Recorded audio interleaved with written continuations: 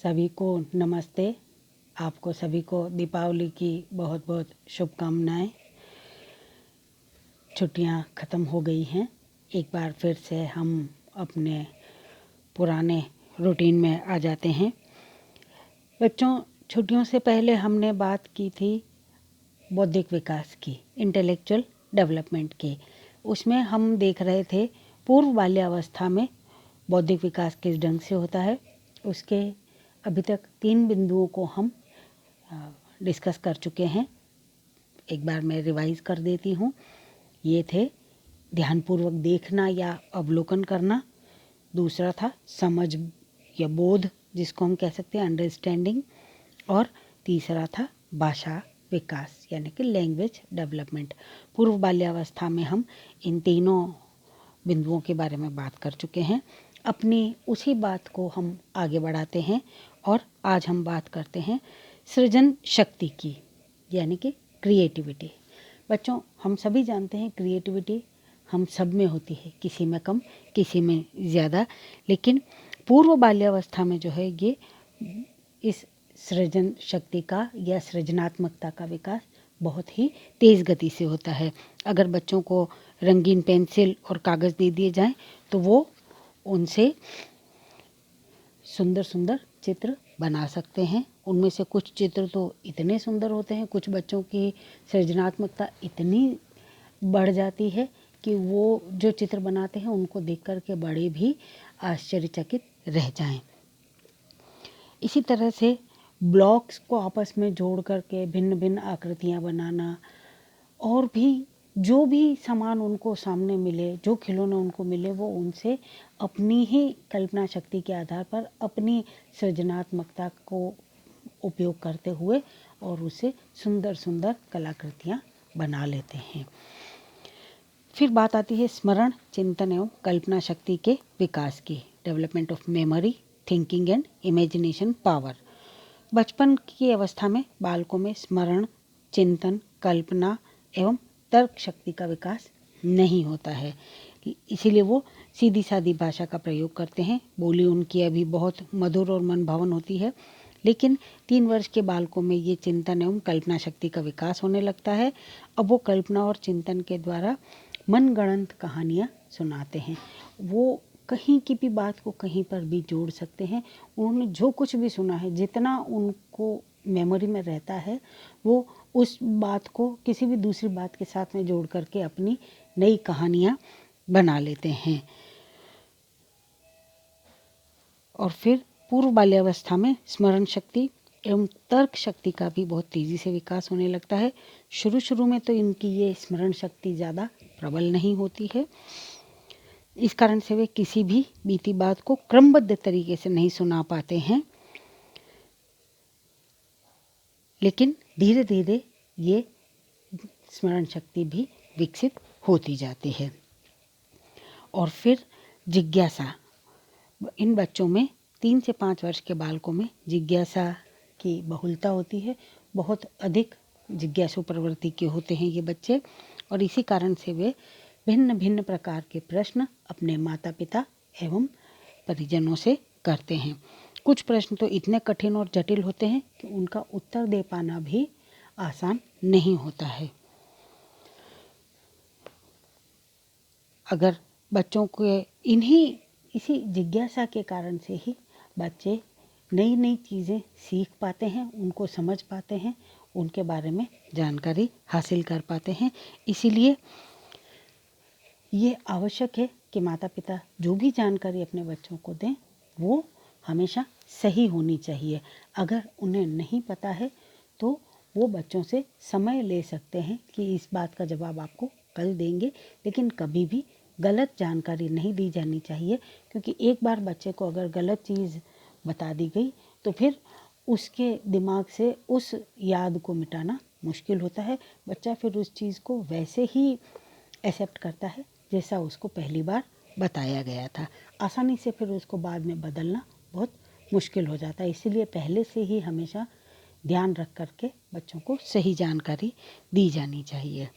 और फिर बात आती है समस्या समाधान की क्षमता, एबिलिटी टू सॉल्व प्रॉब्लम्स। बालकों में जैसे जैसे बुद्धि का विकास होता है वो छोटी मोटी समस्याओं का समाधान स्वतः ही करने लग जाते हैं, जैसे स्वयं भोजन करना, स्वयं नहाना, अपने कपड़े बदलना, जूते मोजे पहनना, पुस्तकों को उठाकर रैक पर रखना, खिलौनों को संभालना इत्यादि। ये सब काम वो इस 3 से 5 वर्ष की अवस्था तक, 5-6 वर्ष की अवस्था तक सीखने लग जाते हैं। और यहाँ तक कि 6 वर्ष के होते होते तो वो अपने ये सभी कार्य स्वतः अच्छी तरह से कर भी लेते हैं। और फिर बात आती है आत्मबोध की, यानी कि सेल्फ अंडरस्टैंडिंग। पूर्व बाल्यावस्था के बालक में आत्मबोध अर्थात मैं का विकास हो जाता है। हमने पहले बात की थी, जब भाषा का विकास होता है तो उसमें सर्वनाम जो है या प्रोनाउन जो है वो सबसे अंत में उनको समझ में आते हैं। और अब ये वो स्टेज है जहाँ उनकी भाषा के विकास में प्रोनाउन भी उनको समझ में आने लगते हैं और वो मैं, तुम, यह, वह, इन सब का इस्तेमाल कर पाते हैं, इनके अर्थ भी समझ पाते हैं। वह मैं, तुम, मेरा, तुम्हारा, हमारा, अपना आदि शब्दों के अंतर को समझने लगते हैं। इस कारण से वह केवल अपने ही खिलौनों या वस्तुओं पर ही नहीं बल्कि अपने माता पिता पर भी केवल अपना ही एकाधिकार समझने लगते हैं। इस आत्मबोध एवं सेल्फ कॉन्सेप्ट के कारण बालक अक्सर हठी और जिद्दी स्वभाव के हो जाते हैं और वो अपनी इच्छित वस्तुओं को पाने के लिए जिद भी कर बैठते हैं और उन्हें पूरा होने पर ही मानते हैं। इसके अलावा ये वो स्टेज है जहाँ पर बच्चों में अब थोड़ा थोड़ा सा अहम यानी कि ईगो का भी निर्माण होने लगता है, उसका भी विकास होने लगता है। तो ये था बच्चों पूर्व बाल्यावस्था में बौद्धिक विकास किस ढंग से होता है। अब हम अपनी बात को आगे बढ़ाते हैं और बात करते हैं उत्तर बाल्यावस्था में ये बौद्धिक विकास कैसे होता है। पूर्व बाल्यावस्था में जिन जिन क्षेत्रों में विकास होता है वो विकास तो इस अवस्था में हो ही रहा है, वो और भी आगे बढ़ रहा है। उसके साथ साथ ही और भी कई सारे क्षेत्र हैं जिनमें भी अब विकास तेज़ी से होता है। वो कौन कौन से हैं, ज़रा हम उनकी तरफ ध्यान देते हैं। इसमें अब सबसे पहला जो आता है वो है रुचि, यानी कि डेवलपमेंट ऑफ इंटरेस्ट, रुचि का विकास। 6 से 12 वर्ष के बालकों में भिन्न भिन्न रुचियों का तेज़ी से विकास होता है। कुछ बच्चे खेलने कूदने में रुचि लेते हैं तो कुछ को सुबह शाम घूमना फिरना अच्छा लगता है, किसी का इंटरेस्ट ड्राइंग में होता है, किसी का नृत्य में होता है। इस तरह से अलग अलग गति, कोई गाने का शौकीन होता है। इस तरह से अलग अलग चीज़ें या अलग अलग गतिविधियों में बच्चों का इंटरेस्ट डेवलप हो जाता है और उसी के अनुसार उनके शौक भी विकसित होते हैं। दूसरा इसमें जो है वो है धारण क्षमता का विकास, development of retaining capacity, retain करना। 6 से 12 वर्ष के बालकों में स्मरण शक्ति एवं धारण शक्ति का विकास बहुत तेज़ी से होता है। इस कारण वह किसी चीज़ को देखता या सुनता है तो उसको अपने मस्तिष्क में लंबे समय तक धारण करके रखता है और इसी धारण क्षमता के कारण ही वो पढ़ाई में भी अव्वल आने लगता है, गणित के जटिल प्रश्नों का भी सही सही उत्तर कर पाता है और अपनी स्मरण शक्ति और धारण क्षमता के आधार पर उनके सही जवाब देता है। और फिर बात आती है जिज्ञासु प्रवृत्ति यानी कि क्यूरियस टेंडेंसी के। उत्तर बाल्यावस्था में बालकों में जिज्ञासु प्रवृत्ति भी अधिक देखने को मिलती है। उनके मन मस्तिष्क में अनेक प्रश्नों का जमावड़ा होता है। ये जिज्ञासु प्रवृत्ति का प्रारंभ तो पूर्व बाल्यावस्था में हो गया, लेकिन उत्तर बाल्यावस्था में ये अपने चरम पर होती है, क्योंकि अब बच्चों का इंटरेस्ट भी चीज़ों में बढ़ चुका होता है। उनकी रुचि के अनुसार अब उनकी जिज्ञासाएं भी बढ़ती जाती हैं। वो अपने माता पिता और शिक्षकों से बहुत सारे सवालों के जवाब चाहते हैं। आसपास के चीज़ों के बारे में, जिसमें पशु पक्षी, सागर, पहाड़, ताल, तलैया, सूरज, चंद्रमा, आकाश, तारे, नदी, झील इत्यादि हर चीज़ के बारे में, जो चीज़ नहीं देखी उसके बारे में अधिक से अधिक जानकारी हासिल करने का प्रयास करते हैं। इसलिए माता पिता और शिक्षक का दायित्व है कि वो उनकी जिज्ञासु प्रवृत्ति को दबाएं नहीं, बल्कि उनको सही सही जानकारी देकर उनके बुद्धि में और उनके ज्ञान की वृद्धि में सहयोग करें। और तब बात आती है अवलोकन क्षमता में वृद्धि की। Increase in observation power. उत्तर बाल्यावस्था में बालकों की इस ऑब्जर्वेशन पावर या अवलोकन क्षमता में बहुत तेज़ी से विकास होता है, किंतु इस अवस्था तक उनकी ज्ञानेंद्रियां में पूरी तरह से परिपक्वता आ चुकी होती है और अब वे केवल वस्तुओं के संबंध में देखकर, छूकर या सूंघकर ही जानकारी प्राप्त नहीं करते, बल्कि उसका सूक्ष्मता से अध्ययन करते हैं और विभिन्न वस्तुओं का प्रत्यक्षीकरण अपने ज्ञान के आधार पर करते हैं। तर्क शक्ति का विकास, development of logical and reasoning power. इस अवस्था में बच्चों में जिज्ञासु प्रवृत्ति बढ़ने के कारण से तर्क शक्ति में भी वृद्धि होने लगती है। अब वो अपने माता पिता की हर एक बात को आंख मूंद करके यकीन नहीं करते हैं, बल्कि अपनी तर्क क्षमता और निर्णय क्षमता के आधार पर उचित निर्णय लेकर ही बात को मानते हैं और वो अब वास्तविकता जानना चाहते हैं।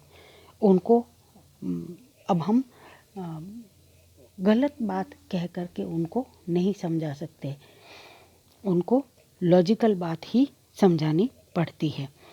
और फिर बात आती है निर्णय शक्ति के विकास की, डेवलपमेंट ऑफ डिसीजन पावर।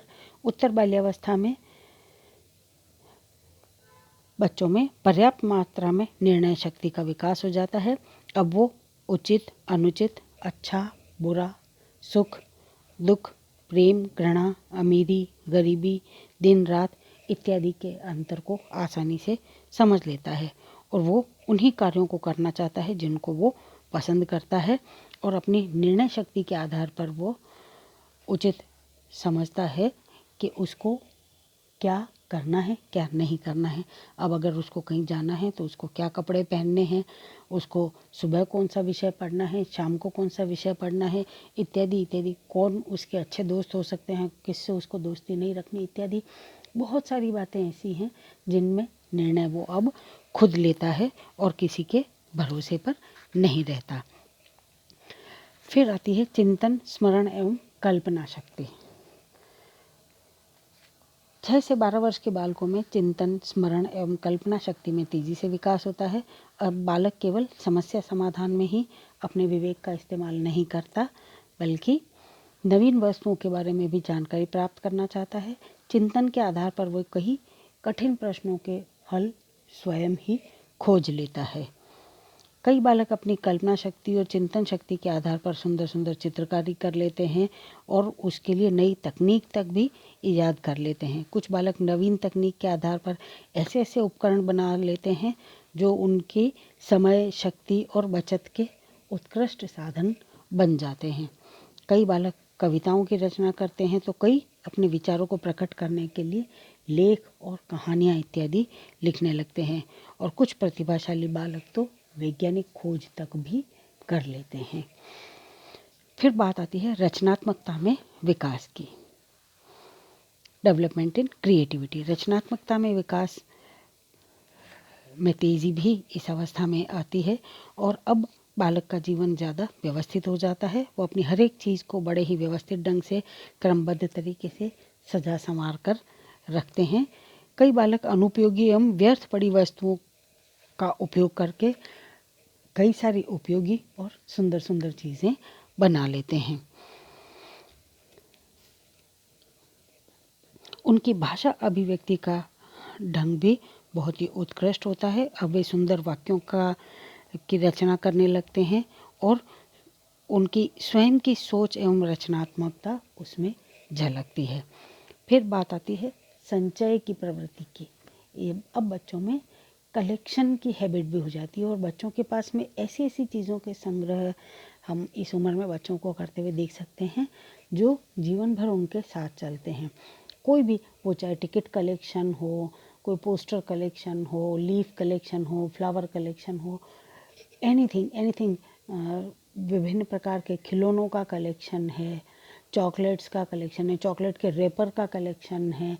ऐसी बहुत सारी चीज़ें हैं जिनको कलेक्ट करने की वैरायटी, उसको कलेक्ट करने की प्रवृत्ति बच्चों में इस समय देखने को मिलती है। और फिर बात आती है भाषा के विकास की। भाषा का विकास जो पूर्व बाल्यावस्था में प्रारंभ हुआ था और काफ़ी हद तक आगे बढ़ गया था, अब इस अवस्था में आते आते ये और भी तीव्र हो जाता है, क्योंकि अब वो स्कूल जाने लग गया है, लिखने पढ़ने में रुचि लेने लग गया है, उसकी विवेक शक्ति, चिंतन शक्ति, कल्पना शक्ति इत्यादि विकसित हो चुकी है। इसीलिए उसकी भाषा का विकास भी अब बहुत अच्छा हो चुका होता है। अब वो सुंदर वाक्यों की रचना कर पाता है। निबंध, आलोचना, कहानियाँ, कविताएं, पैराग्राफ, प्रश्नों के विस्तृत उत्तर, सुंदर अक्षर, सुंदर लेखनी, ये सभी खूबियाँ अब उसमें देखने को मिलती हैं। लेकिन व्याकरण संबंधी दोष अभी पूरी तरह से नहीं जा पाते हैं। 9 से 12 वर्ष के बालक संख्यात्मक शब्द, व्यवहार संबंधी शब्द, व्यंग्यात्मक शब्द, गुप्त भाषा एवं शब्द तथा संकेत शब्दों का प्रयोग भी अपनी भाषा में करने लगते हैं और गणित के कठिन प्रश्नों का भी सही सही उत्तर दे पाते हैं। बच्चों, उत्तर बाल्यावस्था में और जो जो भी विकास होते हैं, बौद्धिक विकास, उनके बारे में हम अगली क्लास में कंटिन्यू करेंगे। तब तक के लिए अपना ध्यान रखिएगा, सुरक्षित रहिएगा। धन्यवाद।